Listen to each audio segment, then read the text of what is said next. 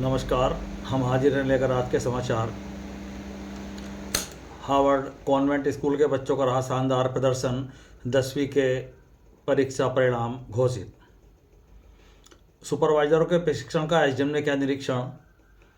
किसान सरकारी तौल पर गेहूं बेचने पहुंचा तो प्रशासन ने माला पहना कर कराया मुंह मीठा। बिजली विभाग के कैंप में आई 10 शिकायतों में 5 का मौके पर निस्तारण। दहेज की मांग को लेकर महिला को बच्चों सहित घर से निकाला, मामला दर्ज। मां बेटे के साथ मारपीट करने में 4 फंसे। सिपाही पति की उपेक्षा का शिकार पत्नी ने मांगी मुख्यमंत्री से मौत या भेजो ससुराल। और लड़की को भगाने के मामले में माता पिता भी फंसे। लड़की को भगाने के आरोप में युवक सहित मां बाप भी फंस गए। पुलिस ने मामले की जांच शुरू की है। थाना चलियाट के गांव निवासी महिला का कहना है कि उसकी नाबालिग बेटी घर पर थी। 13 अप्रैल को गांव का गौरव घर पर आया और उसे बहला फुसलाकर अपने साथ ले गया। बेटी को काफ़ी तलाश किया, बाद में पता चला कि गौरव भी उसे भगा कर ले गया है। उसने आरोपी के चाचा और माँ बाप से शिकायत की तो उन्होंने मारपीट शुरू कर दी। पीड़ित की शिकायत पर पुलिस ने मामला दर्ज किया है। सिपाही पति की उपेक्षा का शिकार उसकी पत्नी मुख्यमंत्री से मौत मांग रही है या फिर ससुराल भेजने की गुहार भी लगा रही है। मामला मुरादाबाद जनपद का है। शहर के निकट रहने वाली महिला की शादी थाना चलियाट के गांव अनियारी निवासी अमित के साथ कुछ ही महीने पहले हुई थी।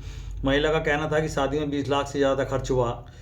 वह ससुराल करीब 20 दिन रही, लेकिन उसके बाद ससुरालियों ने 15 लाख की मांग करते हुए उसे उसके मायके भेज दिया और कहा कि जब तक मांग पूरी नहीं होती मायके से नहीं लाएंगे। महिला ने ससुरालियों पर और भी कई गंभीर आरोप लगाए। महिला का कहना था कि उसके रिश्तेदार अच्छे पदों पर आसीन हैं, इसलिए उसे उसकी भी धमकी दी जा रही है।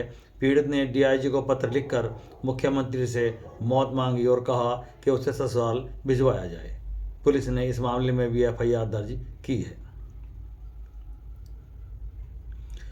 मां बेटे के साथ मारपीट करने में 4 लोग फंस गए। पुलिस ने चारों के खिलाफ मामला दर्ज कर जांच शुरू कर दी है। सलेमपुर गांव निवासी राजीव चौहान का आरोप था कि रात करीब 8:30 बजे गांव के पृथ्वी, सौरभ, मोहित और पवन उसके घर में घुस गए और बिना किसी बातचीत के मारपीट करनी शुरू कर दी। पीड़ित की शिकायत पर पुलिस ने इस मामले में भी एफआईआर दर्ज की है। दहेज की मांग को लेकर महिला को 5 बच्चों के साथ घर से निकाल दिया। एसएसपी के आदेश से पुलिस ने ससुराल पक्ष के खिलाफ मामला दर्ज किया है। थाना चलियाट के गांव मुस्तापुर खंडसाल निवासी राहिमीन का कहना है कि उसकी शादी करीब 14 साल पहले सलावा खेड़ा निवासी मुकर्रम के साथ हुई थी। इस समय उसके 5 बच्चे हैं, लेकिन उसका पति शुरू से ही कम दहेज को लेकर प्रताड़ित करता चला आ रहा था। महिला के मुताबिक उसके नंदोई ने उसे मिलकर काफ़ी प्रताड़ित किया और कुछ दिन पहले खोलता हुआ तेल उसके ऊपर डाल दिया। उस मामले में तो उसकी जान बच गई। महिला ने नंदोई पर गलत नज़र रखने का आरोप भी लगाया। उसका कहना था कि अकेला पाकर वह उसके साथ अश्लील हरकतें करता है और पति उसकी कोई सुनवाई नहीं करता। पुलिस ने इस मामले में एफआईआर दर्ज करते हुए जांच शुरू की है। मंडल आयुक्त के निर्देश पर नगर पंचायत कार्यालय परिसर में लगाए गए विद्युत कैंप में केवल 10 उपभोक्ता अपनी शिकायत लेकर पहुंचे, जिनमें 5 का मौके पर निस्तारण किया गया। बता दें कि पिछले सप्ताह क्षेत्र की ग्राम पंचायत गढ़ी में मंडल आयुक्त आंजनेय कुमार सिंह आए थे, जहां उन्हें ग्रामीणों की शिकायतों को सुनकर समाधान भी कराना था। मगर वहां सबसे ज़्यादा शिकायत बिजली विभाग की आई। किसी का बिल ज़्यादा था, किसी की रीडिंग ज़्यादा थी, किसी का मीटर चल नहीं रहा था, किसी का मीटर बदला नहीं गया था। इस मामले को लेकर उन्होंने बिजली विभाग से नाराजगी व्यक्त की और कहा कि कैंप लगाकर प्राथमिकता के आधार पर उपभोक्ता की शिकायतों का निस्तारण किया जाए। उन्हीं के आदेश पर आज नगर पंचायत कार्यालय परिसर में विद्युत विभाग ने कैंप लगाया, जिसमें 10 लोग अपनी शिकायत देकर पहुंचे। इनमें 5 का मौके पर निस्तारण कर दिया गया।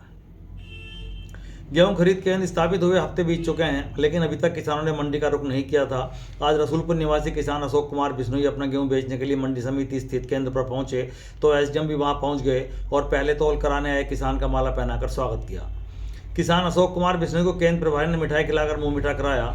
एसडीएम ने कहा कि सभी किसान अपना गेहूं सरकारी खरीद केंद्रों पर बेचकर उचित मूल्य पा सकते हैं। उन्होंने केंद्र प्रभारी को सुविधाजनक गेहूं खरीद कराने के निर्देश दिए और कहा कि यदि कोई गड़बड़ी पाई गई तो कार्रवाई भी होगी।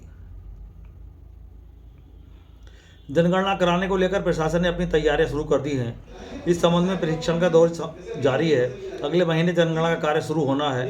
पिछले दिनों फील्ड ट्रेनरों को ट्रेनिंग दी गई थी, लेकिन आज से कांठ तहसील में ही 4 जगह पर सुपरवाइजर का प्रशिक्षण शुरू कर दिया गया है।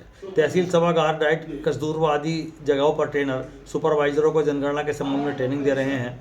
इस दौरान जनगणना कैसे करनी है, किन सवालों को लोगों से किया जाना है, उनके मकान की स्थिति और उसमें रहने वाले लोगों के हिस्सों को कैसे बांटा जाएगा, इस संबंध में भी ट्रेनर सुपरवाइजर को ट्रेन कर रहे हैं। कई जगह पर दी जा रही ट्रेनिंग का आज एसडीएम संत दास पवार ने निरीक्षण किया और कहा कि सभी सुपरवाइजर ध्यान से जानकारी प्राप्त करें और जनगणना को संपन्न कराने में लग जाए।